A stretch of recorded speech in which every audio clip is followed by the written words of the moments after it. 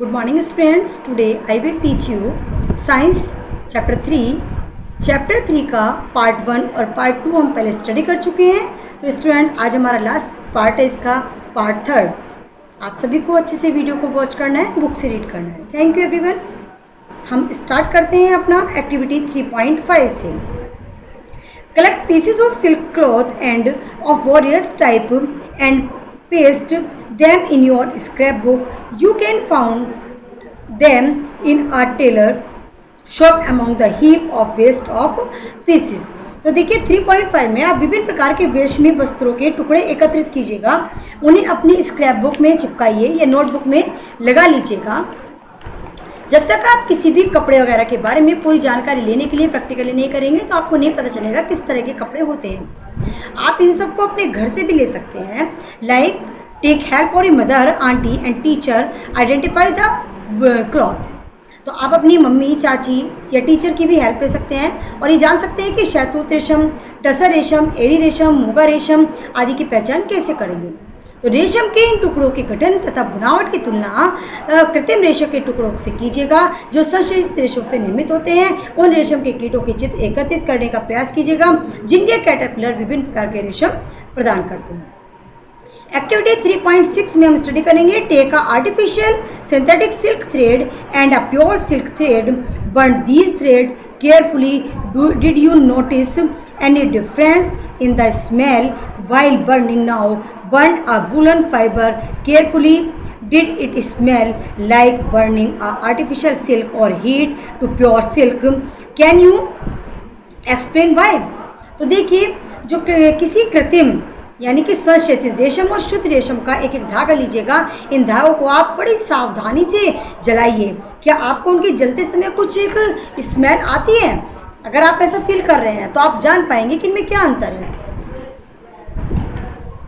तो इनके जलने की जो गंध है वो कृत्रिम रेशम के जलने जैसी होगी अथवा शुद्ध रेशम जैसी है. क्या आप बता सकते हैं ऐसा क्यों होता है? यह जानने के लिए हम रेशम के कीट जीवन चक्र और कोकून अवस्था कब आती है उसके बारे में जानेंगे हम एक्टिविटी 3.7 में. Photocopy figure 3.9. 3.9 में आप देख सकते हैं cut out pictures out the stage of the life history of the silk moth and paste them on pieces of them or chart paper. Jumble them.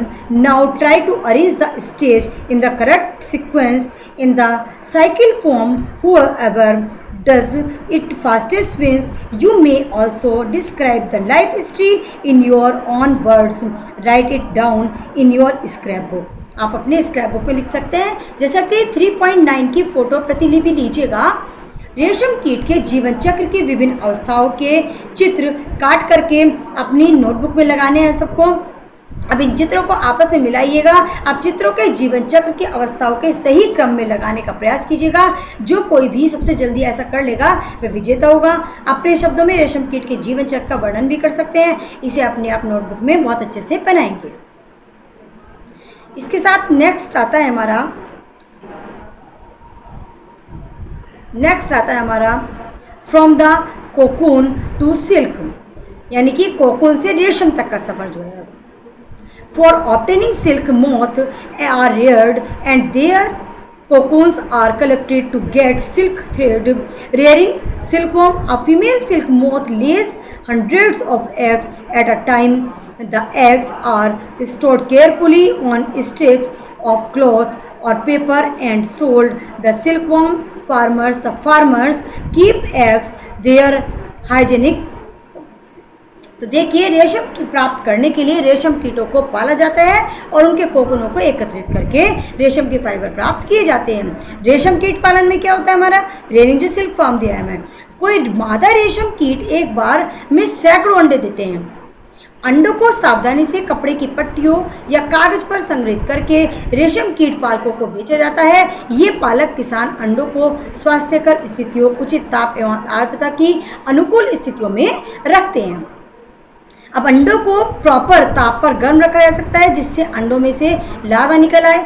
यह तब किया जाता है जब शहतूत के वृक्षों पर नई पत्तियां आती हैं. जो कैटरपिलर अथवा रेशम कीट कहलाते हैं, जो दिन रात खाते रहते हैं और आमाप में काफ़ी बड़े होते हैं. लार्वा को शहतूत की ताजी कटी पत्तियों के साथ बांस की स्वच्छ ट्रे में रखा जाता है।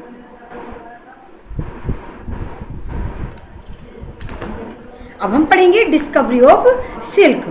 तो सिल्क की खोज किस तरह से की गई है। तो आइए स्टूडेंट, बहुत इंपॉर्टेंट है, सभी को ध्यान से सुनना है।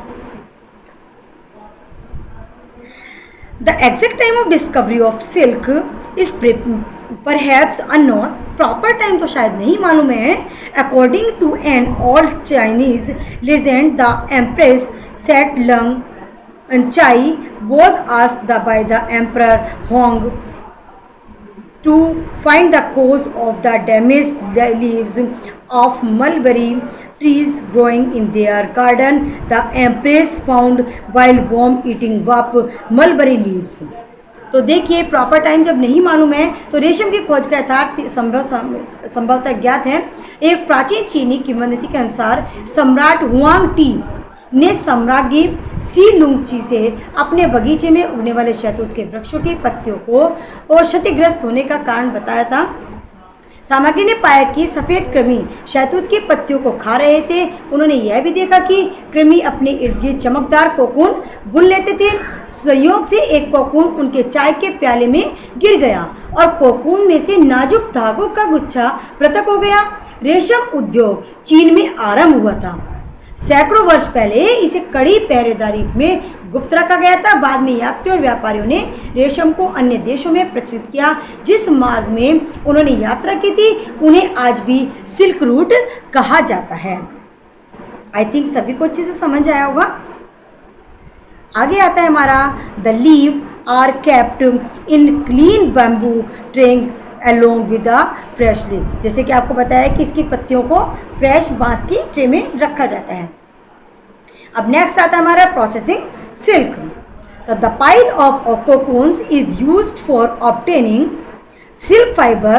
The cocoons are kept under the sun, are boiled or exposed to stem. The silk fiber separate out. The process of taking out thread from the cocoon for use as silk is called reeling of the silk.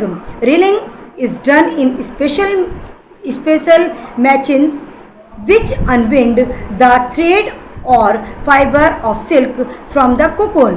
Silk fiber are there spun into the silk thread which are woven into the silk cloth by weavers. तो देखिए, रेशम fibre प्राप्त करने के लिए कोकूनों की बड़ी ढेरी का उपयोग किया जाता है। वयस्क कीट में विकसित होने से पहले ही कोकूनों को धूप में सुखाया जाता है और पानी में उबाला जाता है और भाप में रखा जाता है। इस प्रक्रम में रेशम के फाइबर पृथक हो जाते हैं और रेशम के रूप में उपयोग के लिए कोकून में से रेशम निकालने के पश्चात उनसे धागे बनाने की प्रक्रिया रेशम की रीलिंग कहलाती है। रीलिंग विशेष मशीनों में की जाती है जो कोकून में से फाइबर या रेशों से निकलती है। फिर रेशम से के फाइबरों से कताई की जाती है जिससे रेशम के धागे प्राप्त हो जाते हैं। बुनकरों द्वारा रेशम के इन्हीं धागों से वस्त्र बुने जाते हैं। स्टूडेंट्स, आपको चैप्टर 3 रेशम से धागों अपना बहुत अच्छे से तैयार करना है। नेक्स्ट टर्न पर आपको हम ऑडियो भेजेंगे और फिर आपको इसके नोट्स भेजेंगे। आपको सभी को बहुत अच्छे से वर्क करना होगा और लर्न करना है। Thank you everyone.